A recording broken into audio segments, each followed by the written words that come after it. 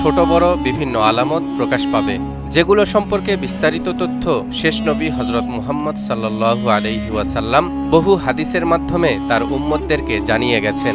তবে একটি মাত্র আলামতের কথা মহান আল্লাহ তাআলা পবিত্র কোরআনে উল্লেখ করেছেন, আর তা হলো ইয়াজুজ মাজুজ। ইয়াজুজ মাজুজের দল বের হওয়া কিয়ামতের একটি অন্যতম বড় আলামত। কিয়ামতের ঠিক আগ মুহূর্তে যে সময় হযরত ঈসা আলাইহিস সালাম পৃথিবীতে পুনরায় আগমন করবেন, সে সময় এরা পৃথিবীতে বিপর্যয় ও মহাফিতনার সৃষ্টি করবে। এখন যেই প্রাচীরের আড়ালে তারা বন্দী আছে, সেই প্রাচীর ভেঙে দলে দলে বের হয়ে মানব সমাজে এসে ব্যাপক হত্যাযজ্ঞ চালাবে এবং সামনে যা পাবে সব ভক্ষণ করবে। তাদের মোকাবিলা করার মতো কোনো শক্তি তখন থাকবে না।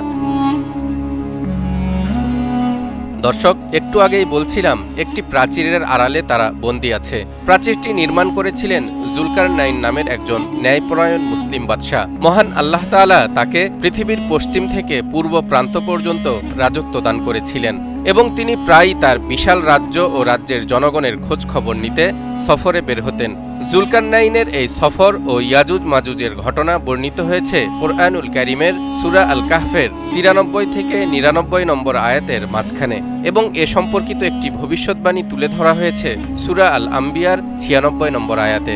এরশাদ হচ্ছে, حتى إذا بلغ بين السدين وجد من دونهما قوما لا يكادون يفقهون قولا قالوا يا ذا القرنين إن يأجوج ومأجوج مفسدون في الأرض فهل نجعل لك خرجا على أن تجعل بيننا وبينهم سدا قال ما مكني فيه ربي خير فأعينوني بقوة أجعل بينكم وبينهم ردما آتوني زبر الحديد حتى إذا ساوى بين الصدفين قال انفخوا حتى إذا جعله نارا قال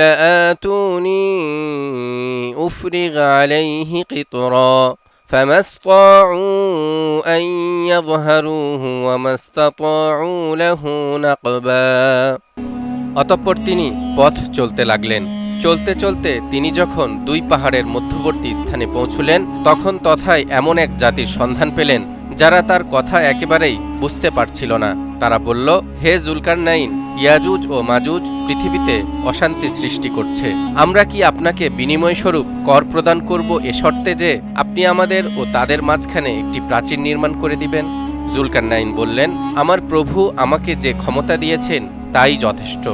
তোমরা আমাকে শ্রম দিয়ে সাহায্য করো, আমি তোমাদের ও তাদের মাঝখানে একটি মজবুত প্রাচীর তৈরি করে দিব। তোমরা লোহার পাত নিয়ে আসো। অতঃপর যখন দুই পাহাড়ের মধ্যবর্তী ফাঁকা স্থান পূর্ণ হয়ে লৌহ স্তূপ দুই পর্বতের সমান হলো, তখন জুলকারনাইন বললেন, তোমরা ফু দিয়ে আগুন জ্বালাও। যখন ওটা আগুনে পরিণত হলো, তখন তিনি বললেন, তোমরা গলিত তামা আনয়ন করো, ওটা আগুনের উপরে ঢেলে দিই। এভাবে প্রাচীর নির্মাণ সম্পন্ন হওয়ার পর ইয়াজুজ ও মাজুজ তা অতিক্রম করতে পারল না এবং তা ছিদ্র করতেও সক্ষম হল না।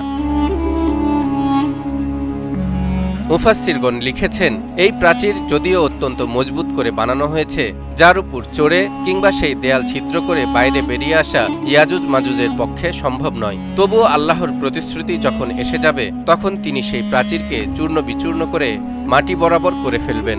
এরশাদ হচ্ছে, قال هذا رحمة من ربي فإذا جاء وعد ربي جعله دكا وكان وعد ربي حقا وتركنا بعضهم يومئذ يموج في بعض ونفخ في الصور فجمعناهم جمعا।